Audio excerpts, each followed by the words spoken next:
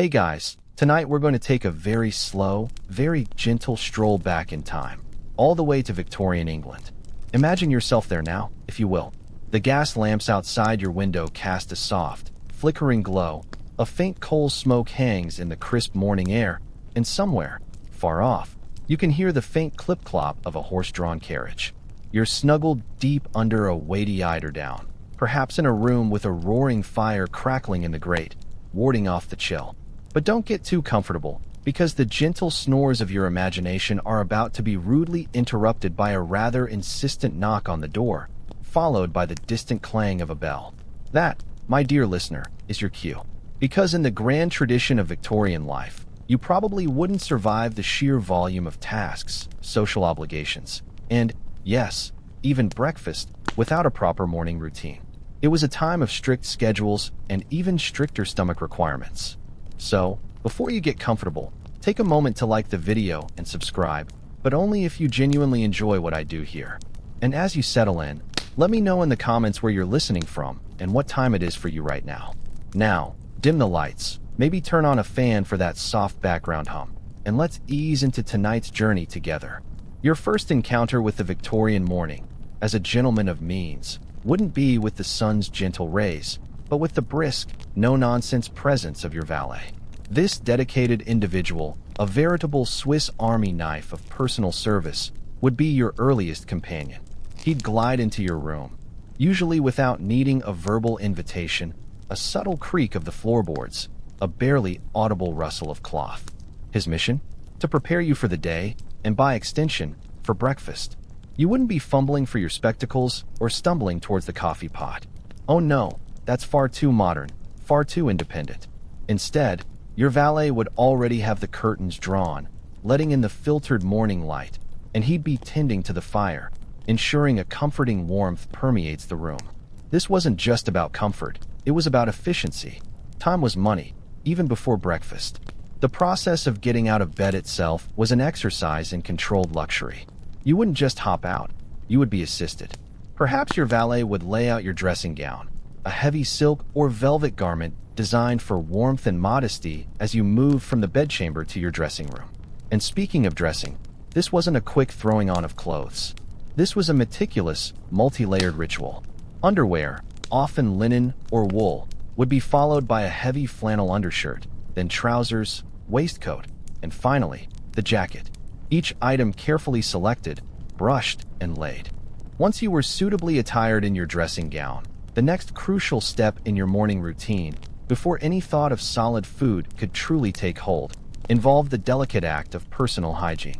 Now, don't imagine a lavish modern bathroom with running hot water and sparkling porcelain. Oh no, your Victorian equivalent was far more rustic, shall we say?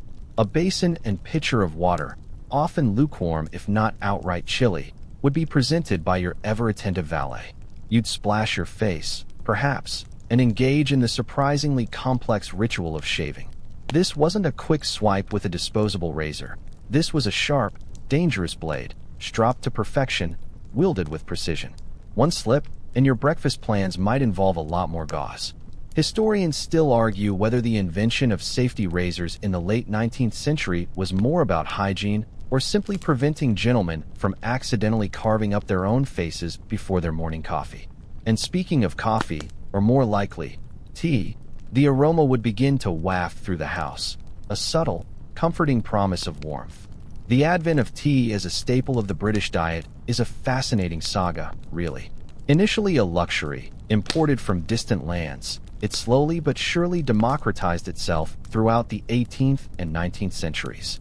By the Victorian era, it wasn't just a drink, it was an institution. For the gentleman, it was often the very first thing consumed upon waking, sometimes even brought to the bedside by a maid before the valet had fully begun his duties.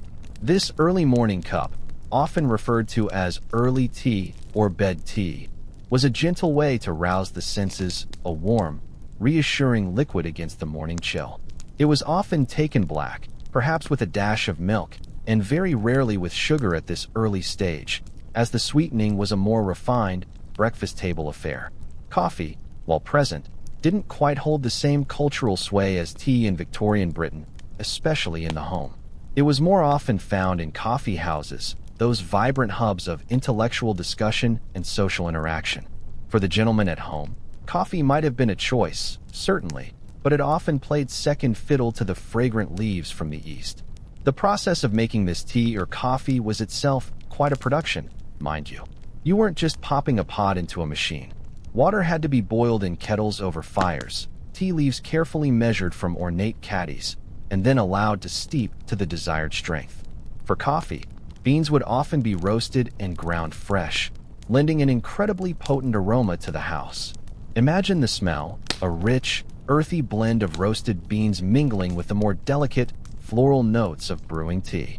It was a sensory prelude to the day, a quiet, aromatic ritual that slowly, gently, coaxed you awake. And if you happened to be a particularly adventurous Victorian gentleman, you might even have dabbled in a cup of cocoa, a luxurious import from the Americas, often reserved for those with a sweeter tooth or a desire for something richer and more comforting on a cold morning. But the undisputed king, for sheer ubiquity and cultural significance, remained firmly on its leafy throne. Having been gently roused and partially arrayed, you, the Victorian gentleman, would then make your way, not to a kitchen counter for a hurried bite, but to the breakfast room. This wasn't merely a place to eat. It was a designated space, often one of the most pleasant rooms in the house, designed specifically for the morning meal. Imagine stepping into a room bathed in natural light, perhaps from large bay windows overlooking a manicured garden, even if that garden was just a tiny patch of green in a bustling city. The air would still carry the subtle warmth from the previous evening's fire, now expertly stoked by a footman or housemaid. The furniture would be solid, dark wood, mahogany, perhaps, or oak, gleaming with polish. The table itself, often large and imposing, would already be meticulously laid. This wasn't a casual affair, it was a ritual. The table setting itself would be a silent testament to the household's standing. Crisp, white linen tablecloths, starched and pressed to perfection, would serve as the backdrop.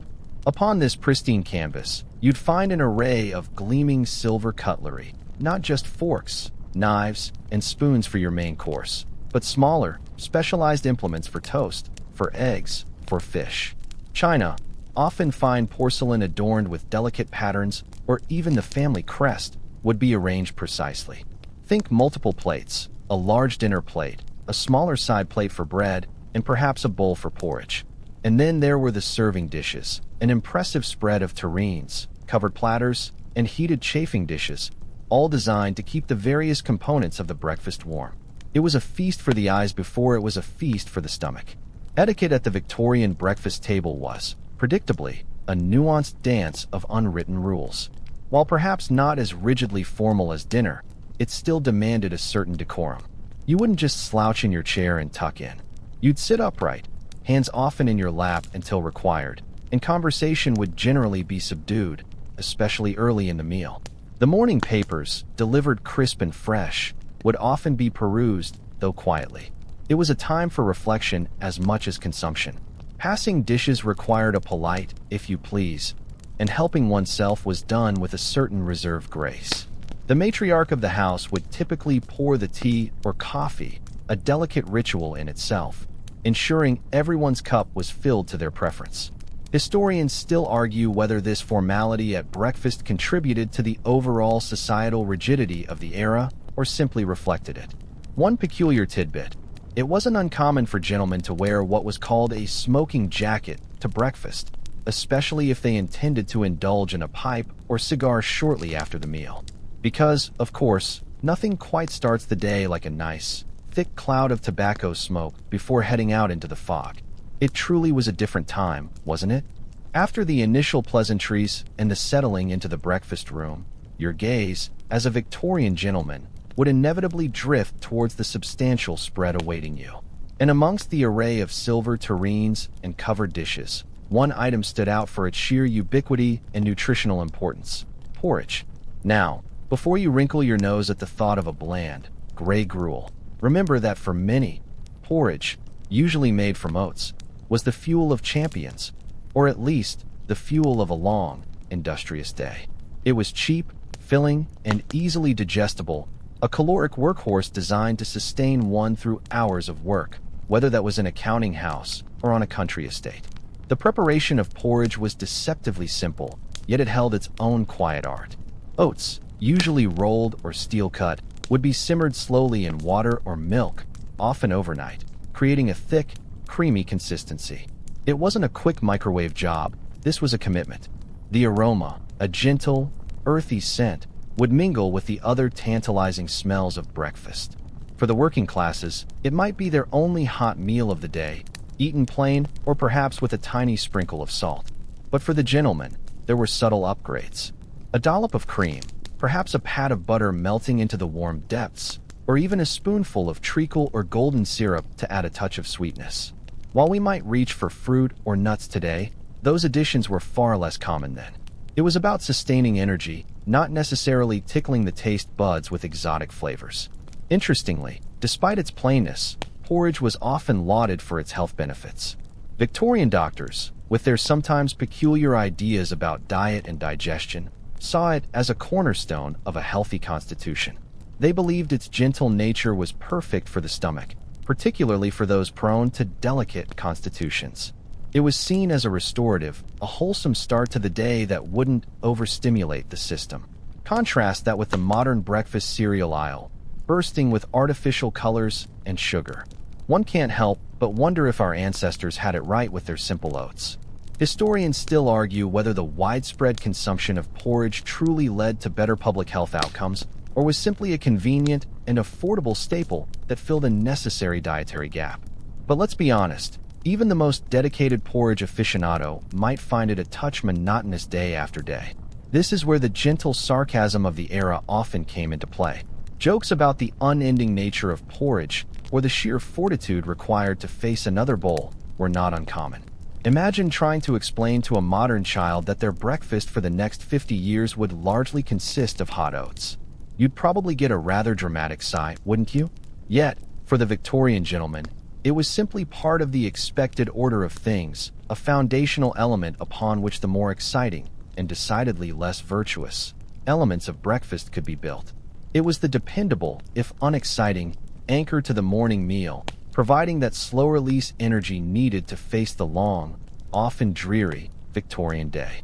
Once the duty of porridge had been respectfully observed, your Victorian gentleman's palate, perhaps yearning for something a little more substantial, would turn to the hearty, savory offerings. This is where the full English breakfast truly began to flex its muscles, a symphony of protein and fat designed to fortify you against the trials and tribulations of the day. And at the heart of this morning feast lay the undisputed champions, eggs and bacon. Eggs were, as they are now, incredibly versatile. You might find them fried, sizzling gently in their own fat, yolks still runny and begging to be pierced. Or perhaps scrambled, a fluffy, golden cloud, often enriched with cream or butter for an extra touch of decadence. Boiled eggs, precise in their timing, might be served in elegant egg cups, ready for you to tap open with a spoon. And for those with a more refined taste, or perhaps a lingering late-night indulgence, there were poached eggs, delicate and perfectly formed, often served on a piece of crisp toast. The sheer variety meant that even if you ate eggs every day, which many gentlemen certainly did, there was enough variation to prevent complete monotony. Now, let's talk about the bacon. This wasn't the thin, crispy, streaky bacon many of us know today. Victorian bacon was typically cut much thicker, often from the back of the pig, and cured with salt and sometimes smoked. It was robust, intensely flavorful, and cooked until beautifully rendered, often with a slight chew rather than a brittle crispness. Imagine the aroma, a rich, salty, smoky scent mingling with the more delicate perfume of freshly cooked eggs. It was a smell that promised energy and sustenance, a true wake-up call for the senses. And if you happened to be dining in the country, perhaps at a hunting lodge, you might even find ham on the table, thick slices of cured pork, a true indulgence. But the protein parade didn't stop there. For the more adventurous or those with particularly robust appetites, sausages were a common sight. These would be thick, savory pork sausages, seasoned with herbs and spices, cooked until browned and juicy. And let's not forget kidneys, often grilled or deviled, offering a richer, gamier flavor that was highly prized by some. Even humble black pudding, a rich sausage made from pork blood and oats, made an appearance, particularly in the northern parts of England and Scotland. Historians still argue whether the sheer density of these Victorian breakfasts contributed to the prevalence of certain ailments, or if the active lifestyles of many gentlemen simply burned off the substantial calorie intake. One quirky tidbit: some households would even serve small cuts of cold meat from the previous night's dinner, a convenient way to reduce waste and offer another savory option. It truly was a breakfast designed to last you until luncheon, and probably well into tea time too. No wonder they needed 2 hours for it. While eggs, bacon, and sausages formed the robust backbone of the Victorian gentleman's breakfast, there was another, perhaps more surprising, category that frequently graced the morning table: fish. Yes, you heard that right. Before you picture a plate of lukewarm, unappetizing remnants, understand that fish for breakfast was not only common but often considered a delicacy, a refined choice for the discerning palate. The most prevalent breakfast fish was undoubtedly kippers. These were split herrings, salted and smoked, which imparted a distinct, pungent aroma and a rich, savory flavor.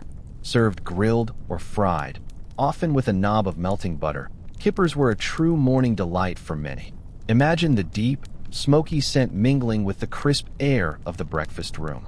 For those unfamiliar, think of it as a much more intense, fishy cousin to bacon, an acquired taste for some, perhaps, but utterly adored by its devotees. They were surprisingly filling too, a substantial way to add protein without resorting to more meat. Beyond kippers, other smoked fish made regular appearances. Smoked haddock, often poached in milk until flaky and tender, was another popular choice. This milder, more delicate fish offered a different textural and flavor profile from the assertive kipper. It was often served with a perfectly poached egg on top, the runny yolk creating a rich sauce. For those with access to fresh catches, particularly along the coast, you might even find fried sole or grilled mackerel. These would be prepared simply, to allow the natural flavor of the fish to shine through, perhaps with just a squeeze of lemon or a sprinkle of parsley. The inclusion of fish at breakfast wasn't just about taste, it was also linked to prevailing beliefs about health and digestion. Some Victorians believed fish to be lighter and easier to digest than red meat, making it a suitable choice for the morning. It was thought to clear the head and provide a different kind of energy. Historians still argue whether the high consumption of smoked and cured fish contributed to certain long-term health issues, or if the overall dietary balance of the time mitigated such concerns. One quirky tidbit about breakfast fish: it was not uncommon for gentlemen returning from a morning's fishing expedition to bring their fresh catch directly to the kitchen, where it would be promptly prepared for their very own breakfast. Talk about farm to table, or rather, river to table. It speaks to a direct connection with food sources that is largely lost in our modern, prepackaged world. So, while the idea of fish for breakfast might sound a bit odd to our contemporary ears, for the Victorian gentleman, it was a perfectly normal, often anticipated, and utterly respectable part of the morning ritual. It offered a refreshing alternative to the heavier meats and added a touch of maritime elegance to the breakfast table, ensuring a well-rounded and surprisingly diverse meal. Beneath the lavish display of meats and fish, providing a quiet but essential foundation to the Victorian breakfast, lay the unassuming yet utterly vital category of bread and butter. You might think, what's so special about bread? But in an era before sliced loaves and supermarket aisles, bread was a cornerstone of every meal, and breakfast was no exception. It wasn't just a vehicle for other foods, it was food in itself. The variety of breads available, particularly in a well-to-do Victorian household, was quite impressive. You wouldn't just have one type. There would almost certainly be thick slices of freshly baked white bread, often still warm from the kitchen's oven, with a crisp crust and a soft, yielding interior. This would be perfect for toasting. And toast? Oh, Victorian toast was an art form. Made over an open fire or on a dedicated toasting fork, it would be beautifully browned, often with a slight char that lent a smoky depth of flavor. Imagine the scent, that comforting, homely smell of freshly toasted bread mingling with the richer aromas from the more substantial dishes. But it wasn't just white bread. You might also find darker, heartier brown breads, perhaps made with wholemeal flour, offering a more rustic texture and a deeper, nuttier flavor. These were often considered more wholesome by some and provided a different kind of sustenance. Sometimes, you'd even encounter rolls or buns, lighter and softer, perhaps with a touch of sweetness. And for a truly regional touch, particularly if you were in Scotland, oatcakes might make an appearance. Crisp, savory biscuits made from oats, excellent for crumbling into soup or pairing with cheese, but also surprisingly good with butter at breakfast. And what about the butter? It was almost always fresh, churned locally, and served in a beautiful butter dish, often molded into intricate shapes or simply presented as a generous slab. This wasn't the pale, often tasteless butter you might find today. Victorian butter, made from grass-fed cows, would have a rich, deep yellow hue and an intensely creamy flavor. It was spread generously, often softened slightly by the warmth of the toast, melting into every crevice. Beyond plain butter, you might also find marmalade or jams. While we'll delve more into sweet spreads later, a simple fruit preserve was a common accompaniment, adding a touch of brightness to the sometimes savory meal. Historians still argue whether the high consumption of refined white bread contributed to nutritional deficiencies in some segments of the population, or if it was balanced by the protein-rich components of the meal. One peculiar tidbit: for those who were truly delicate or unwell, sometimes a thin, crisp water biscuit might be offered, considered easier on the digestion than heartier breads. It certainly highlights the delicate balance Victorians tried to strike between indulgence and perceived health benefits. While the savory elements undeniably dominated the Victorian gentleman's breakfast, it would be a mistake to assume that sweetness was entirely absent. Indeed, after the substantial plates of eggs, bacon, fish, and porridge, there was often a delightful turn towards sweet treats and jams, offering a welcome counterpoint to the salt and richness. This was where the meal, for some, truly began to lean into indulgence. One of the most iconic sweet accompaniments, still beloved today, was marmalade. Made from Seville oranges, with their distinctly bitter peel, marmalade was a staple. Imagine spreading that glistening, translucent amber preserve, studded with finely cut strips of orange rind, onto a piece of warm, buttered toast. The combination of the rich butter, the crisp toast, and the tangy sweet-bitter notes of the marmalade was, for many, the perfect way to conclude the savory part of the meal, or simply to enjoy alongside their tea. The preparation of marmalade was a labor of love, often an annual kitchen event, yielding large batches to last the year. Every household might have had its own secret recipe, varying the thickness of the peel or the sweetness of the preserve. Beyond marmalade, a wide array of fruit jams and preserves would also be on offer. Think plump strawberry jam, vibrant raspberry preserves, or perhaps a rich plum jam, depending on the season and the family's preferences. These were not mass-produced, high-fructose concoctions. These were often homemade, bursting with the natural flavor of the fruit, preserved simply with sugar. They offered a brighter, sweeter option compared to the more traditional savory choices.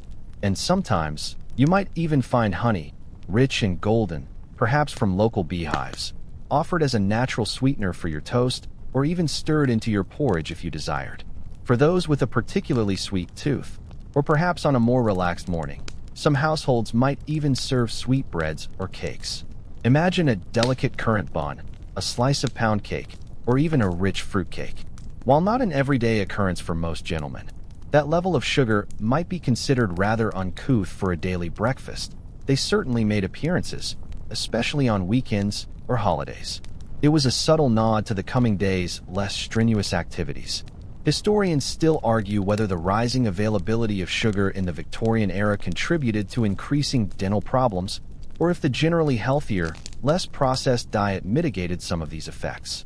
One quirky tidbit: some very traditional households would even serve a sweet pudding for breakfast, often a rice pudding or a baked apple, almost blurring the lines between breakfast and dessert. It truly shows how breakfast was seen as a substantial and multifaceted meal, providing not just sustenance, but also moments of culinary pleasure. Beyond the familiar cups of tea and coffee, the Victorian gentleman's breakfast table, and indeed the broader morning routine, sometimes featured an array of other beverages, some quite surprising to our modern sensibilities. These drinks weren't always about refreshment. They could be medicinal, fortifying, or simply a matter of habit born from the era's unique understanding of health and wellness. For those seeking a less stimulating alternative to tea or coffee, or perhaps suffering from a delicate constitution, cocoa was a popular choice. Not the sugary hot chocolate of today, but a rich, thick, often unsweetened beverage made from cocoa powder. It was seen as nourishing and comforting, especially on a chilly morning. Some families might have their own special blend, perhaps with a hint of vanilla or cinnamon, but it was generally a more robust affair than our contemporary versions. Imagine sipping on a deep, dark, slightly bitter cocoa that warmed you from the inside out. Then there were the truly peculiar options. For some, particularly those who believed in tonics or restoratives, a glass of sherry or even porter, a dark beer, might be consumed with breakfast. While this might sound scandalous today, it wasn't uncommon for certain individuals, especially those with physically demanding lives or those prescribed it by their doctor for various ailments. Think of it as an early morning pick-me-up, albeit one with a bit more alcoholic kick than your average energy drink. Historians still argue whether such morning tipples genuinely offered health benefits or simply provided a temporary, perhaps blissful, escape from the rigors of Victorian life. One quirky tidbit: some gentlemen even swore by a small glass of brandy as a hair of the dog remedy for a particularly indulgent previous evening. Not exactly your ideal start to a productive day, perhaps, but a testament to the era's different approach to hangovers. Water, of course, was always available, though often from a pitcher and not directly from a tap. And for those who could afford it, freshly squeezed fruit juices were a rare but luxurious treat. Oranges, lemons, or even grapes might be pressed, offering a bright, acidic contrast to the heavier breakfast foods. This was far from common, however, and more indicative of immense wealth. The preparation of these juices would be labor-intensive, requiring multiple servants, which meant they were reserved for the very elite. So while your options might seem limited compared to a modern smoothie bar, the Victorian breakfast, for the gentleman, offered a surprising range of liquid accompaniments, from the comforting and mundane to the surprisingly potent and exotic. Each sip, whether of tea, cocoa, or something stronger, played its part in preparing the individual for the day ahead. Now, let's pull back the curtain a little and appreciate the invisible army that made this elaborate Victorian breakfast a reality: the servants. For a gentleman of means, breakfast wasn't simply prepared, it was orchestrated. You, the master of the house, might be enjoying your kippers and tea, blissfully unaware of the immense labor that went into every single item on your plate, every polished piece of silver, and every clean linen napkin. This was truly a different world, built on a hierarchy of service. Imagine the scullery maid, waking long before dawn, her hands chapped from endless scrubbing, meticulously cleaning the pots and pans from the previous night's dinner, and now preparing for the day's onslaught of breakfast dishes.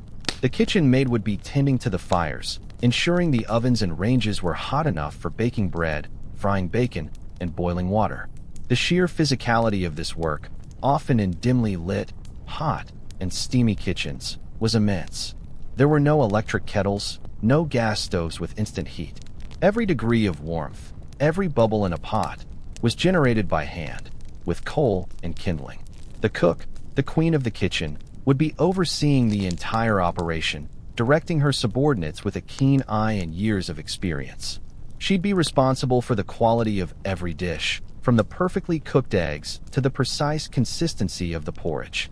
Her day began hours before yours, often poring over menus, ordering supplies, and then, crucially, executing the dishes that would grace your table. This wasn't just about throwing ingredients together. It was about managing a complex process. Once the food was prepared, it was the footmen and housemaids who undertook the delicate dance of serving. Picture them, moving silently and efficiently, carrying heavy silver trays laden with hot food from the kitchen to the breakfast room. Every dish presented just so, every cup filled, every request anticipated. They would hover discreetly, ready to replenish your tea, offer more toast, or clear away a finished plate. It required immense coordination, discretion, and physical stamina. Historians still argue whether the elaborate domestic service structure of the Victorian era stifled social mobility or provided essential employment for a large segment of the population. One quirky tidbit: Some very large households even had specialized stillroom maids whose job it was to prepare and serve beverages, particularly tea, ensuring it was brewed to perfection for the family's morning ritual. It really makes you appreciate just hitting a button on your coffee machine, doesn't it?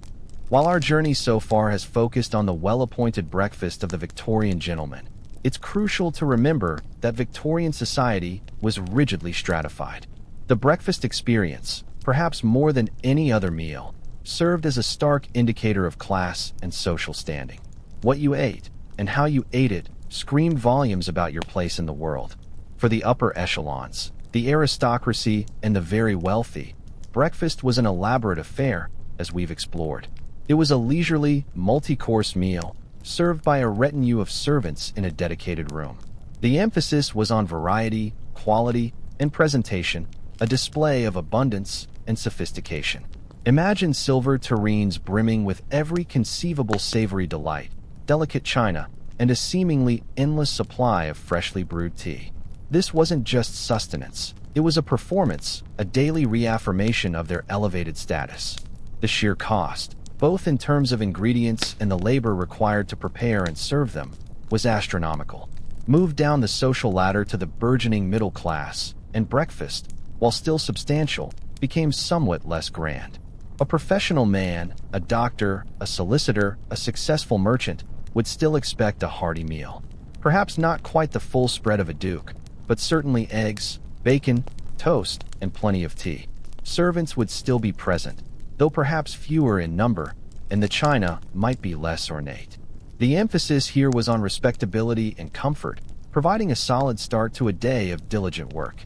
This was the breakfast of aspiration, designed to fuel a life of upward mobility. Historians still argue whether the middle-class diet, often richer in processed foods than the working-class diet, contributed to specific health trends. Now, consider the vast majority of the population, the working classes.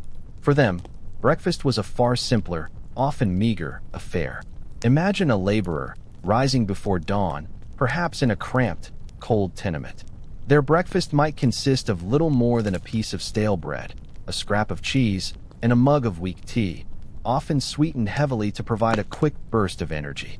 Porridge, while healthy, was often reserved for the slightly better off or those in rural areas with access to cheaper oats. Meat, if it appeared at all, was a rare luxury, perhaps a bit of salted pork on a Sunday. There were no servants, no dedicated breakfast rooms. The meal was eaten quickly, often standing, before a long, arduous day of physical labor in factories, mines, or fields. One peculiar tidbit: for some of the very poorest, tea might simply be hot water colored with a reused tea bag or a pinch of cheap, dust-like tea leaves, offering warmth but little flavor.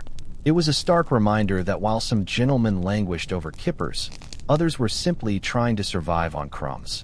Our journey through the Victorian gentleman's breakfast has primarily focused on London and the broader English experience, but it's vital to remember that the United Kingdom was, and remains, a tapestry of diverse cultures and customs. So, let's briefly consider how regional variations might have subtly, or even dramatically, altered the morning meal across the British Isles. Head north, to Scotland, and the breakfast table would undoubtedly feature a stronger emphasis on oats. While porridge was a staple everywhere, in Scotland it was a matter of national pride, often served thicker and with a richer, nuttier flavor from the local oats. You'd also find more traditional Scottish fare like haggis, sometimes served at breakfast in smaller portions, or tatai scones, potato scones, fried until golden and perfect for soaking up egg yolk. And, of course, the ubiquitous shortbread might even make a polite appearance, though more likely as a tea-time treat. The cold, often harsh Scottish climate naturally encouraged a heartier, more caloric start to the day. Across the Irish Sea, in Ireland, while the core elements of eggs and bacon would certainly be present, the local specialties would add their own flavor. Soda bread, a quick bread made with baking soda rather than yeast, was a common sight, often served warm with generous lashings of butter.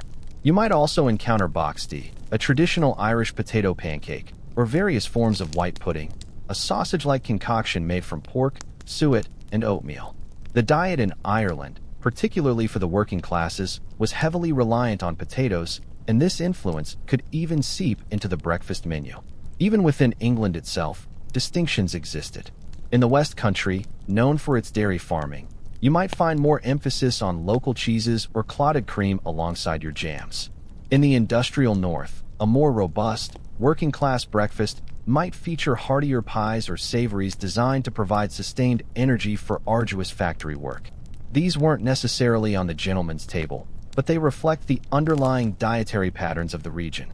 Historians still argue whether these regional differences were primarily due to agricultural availability, cultural heritage, or simply prevailing tastes. One quirky tidbit: in certain coastal areas, particularly those with a strong fishing tradition, it wasn't uncommon for freshly caught fish, beyond just kippers, to be a much more prominent feature of the morning meal, sometimes even fried on the spot after being brought in from the boats. It certainly paints a vivid picture of diverse culinary landscapes within a seemingly unified nation. Beyond the sheer indulgence and social signaling, the Victorian gentleman's breakfast was also deeply intertwined with the prevailing theories about health and diet of the era. Victorian doctors, often operating with a blend of scientific observation and quaint, sometimes baffling, folk wisdom, had very specific ideas about what constituted a healthy start to the day. And these ideas directly influenced what landed on the breakfast table. One prominent theory revolved around digestion. Heavy, protein-rich foods like meat and eggs were seen as strengthening and nourishing, providing the necessary vigor for a long day. There was a belief that a substantial breakfast lined the stomach and prevented the onset of hunger pangs, which were sometimes viewed as a sign of weakness or poor health. Light breakfasts, for gentlemen, were often associated with effeminacy or ill health. You wouldn't want to be perceived as delicate, would you? This focus on strength also explains the emphasis on fat and protein over lighter, more vegetable-based options. Another key concept was regularity. A consistent, scheduled mealtime, particularly for breakfast, was considered crucial for maintaining bodily harmony.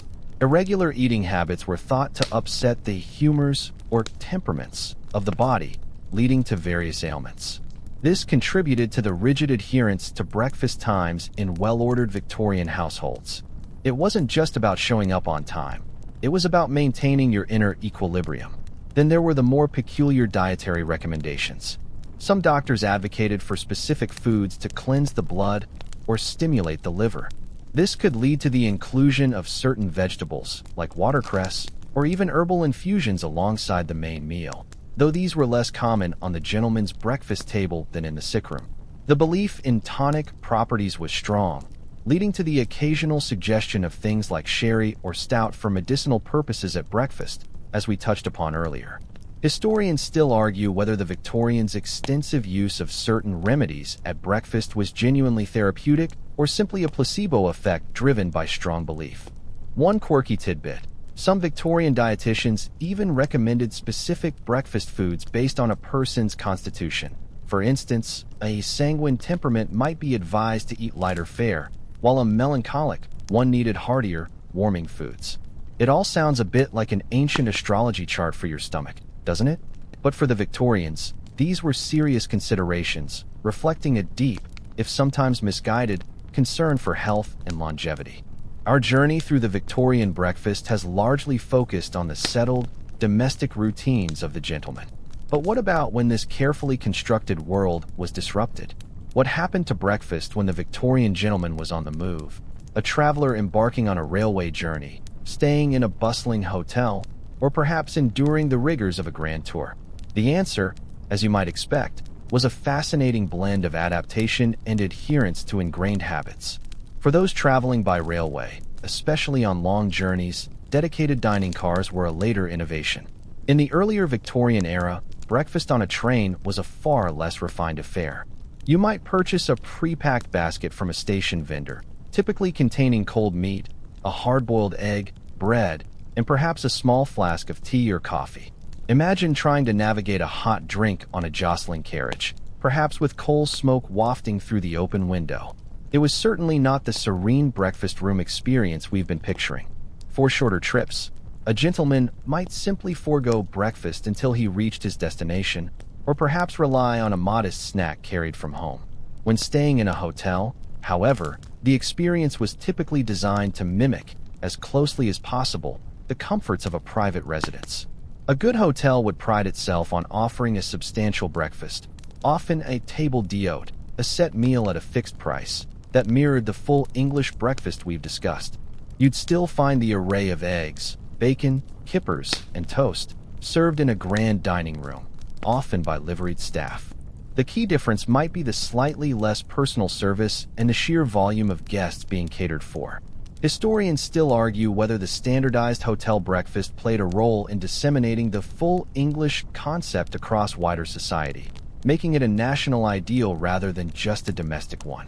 One quirky tidbit: some very high-end hotels would even offer breakfast in bed, a truly luxurious indulgence that few gentlemen would experience in their own homes, reserved for special occasions or convalescence.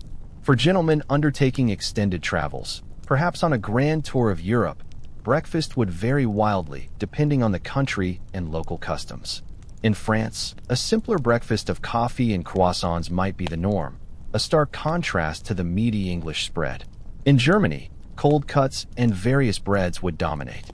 While some might embrace these foreign customs, many a Victorian gentleman, clinging to the comforts of home, would actively seek out establishments that promised an English breakfast, a little taste of Britannia in a foreign land. It was a way of maintaining routine, a comforting anchor in an otherwise unfamiliar world.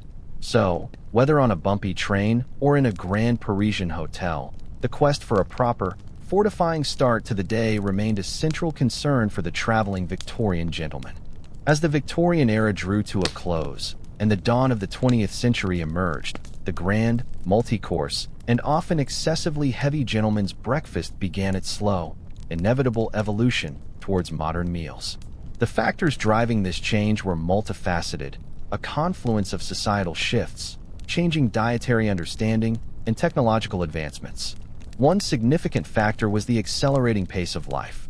The leisurely, hour-long breakfast, requiring a retinue of servants and a dedicated room, simply didn't fit into the increasingly demanding schedules of urban professionals. As commutes lengthened and the workday became more regimented, efficiency became key. There was less time for elaborate rituals and more demand for something quick, nutritious, and easy to consume. The rise of office work, as opposed to home-based businesses, also played a role. Gentlemen were leaving the house earlier and needed something that could be consumed more rapidly. Simultaneously, dietary science began to shift. The idea that a massive intake of fat and protein was essential for good health started to be questioned. New understanding of carbohydrates, vitamins, though the concept was still nascent, and the benefits of lighter meals gained traction. The idea of overeating began to be seen as detrimental rather than a sign of robust health. This intellectual shift slowly but surely nudged people towards less voluminous morning meals. Historians still argue whether the decline of the full Victorian breakfast was a direct result of changing health beliefs or simply a reflection of an increasingly fast-paced society. Technological advancements also played their part. The widespread availability of ready-to-eat breakfast cereals, for instance, offered an incredibly convenient alternative to the labor-intensive traditional breakfast. These new products, often marketed with promises of health and vitality, required no cooking, minimal cleanup, and could be prepared in minutes.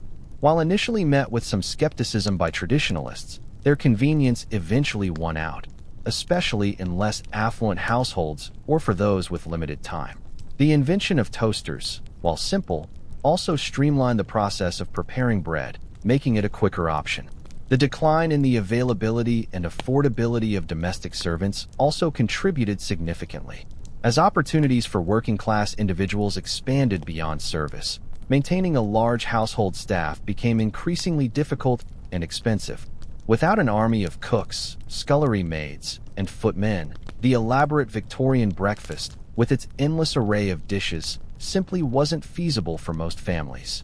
The legacy of the Victorian gentleman's breakfast, however, lives on, most notably in the enduring popularity of the full English breakfast as a weekend treat or a holiday indulgence. It's a nostalgic nod to an era of unhurried mornings and unbridled culinary ambition, a hearty feast that continues to capture the imagination, even if its daily reign has long since passed. And now, as the last remnants of our historical journey begin to fade, allow your thoughts to gently drift away from the Victorian breakfast table. The clinking of porcelain, the distant rustle of newspapers, the gentle hum of conversation. Let these sounds soften and dissolve into the quiet of the night. Feel the gentle pull of slumber, a slow descent into peaceful rest. Imagine the soft, comforting darkness enveloping you, a blanket of calm. Let the stories of yesterday blend into the dreams of tonight, each detail softening, blurring, until all that remains is a profound sense of tranquility. Your day is done, the history absorbed, and now, only peace awaits. Drift deeper, sink further, into the quiet embrace of sleep.